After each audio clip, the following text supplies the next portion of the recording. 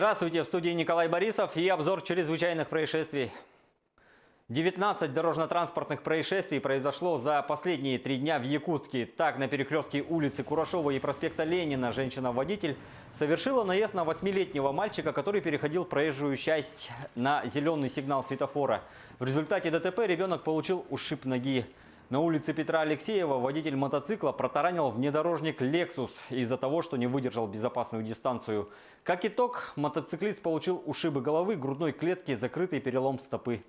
Другой любитель двухколесного транспорта не выдержал безопасную скорость и выехал на полосу встречного движения, где совершил столкновение с микроавтобусом. К счастью, байкер оказался жив, но при этом получил серьезные травмы.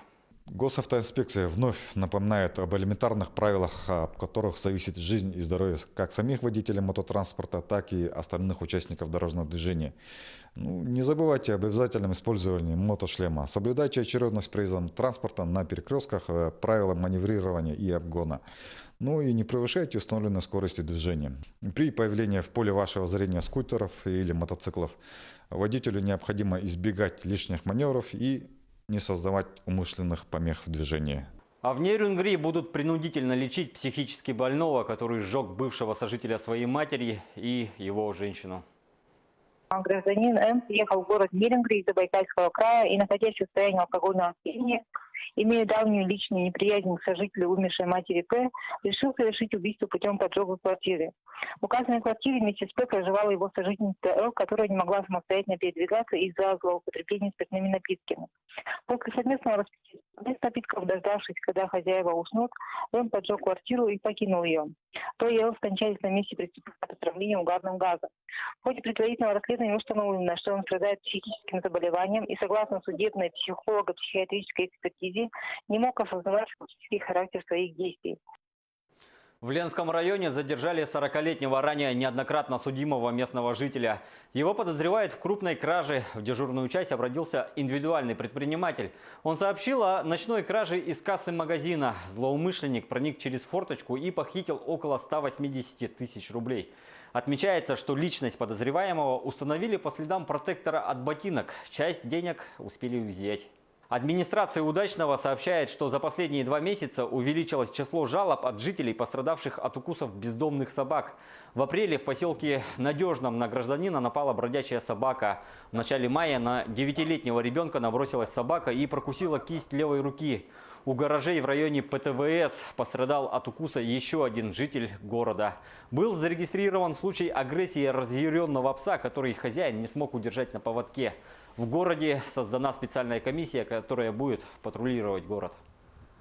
За 2 недели в Якутске произошло 8 эпизодов мошенничества. При этом 3 из них были по оформлению кредита.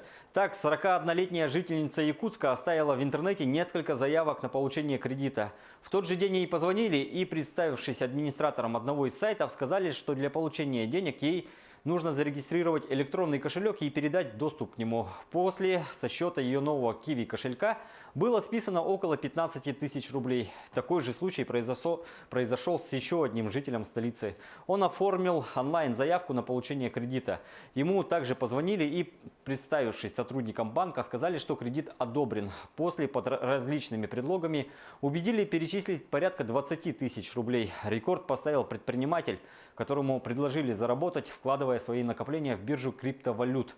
Потерпевший отправил злоумышленникам фото паспорта, водительского удостоверения и банковской карты. После этого в течение 5 месяцев он отправлял деньги. Они отображались в учетной записи сайта. Недавно ему позвонили и сообщили, что все деньги на его счету сгорели и необходимо пополнить счет. Еще через 2 дня потерпевшему заблокировали доступ к сайту. Общий ущерб составил более 500 тысяч рублей. В Амгинском Улусе вода ушла из всех дворовых территорий, а жители частных домов уже приступили к восстановительным работам. Житель села Промкомбинат Чепчелганского наслега Петр Новиков приступил к устранению последствий паводка. Его двухэтажный дом почти наполовину ушел под воду. Они с женой успели выбраться через окно. Я 8 лет здесь живу, такой воды вообще не видел. Все пострадали, здесь вокруг 100%. Никто не осталось сухой. Большой ущерб понесли семье. Ни забора, ничего, ни мебели, без света, без связи, без тепла остались. Так что нам помощь большая нужна. Кроме того, стихия нанесла ущерб и линиям электроснабжения ряду автомобильных дорог. На восстановительных работах дорожных участков задействовано 15 единиц техники и более 20 человек. Еще до паводка было понятно, что у нас около 25 труб уже находилось под водой, и здесь тоже нужно будет восстанавливать. Вот. Основное это необходимо, чтобы восстановить трубы, в дальнейшем уже дорожная одежда полотно.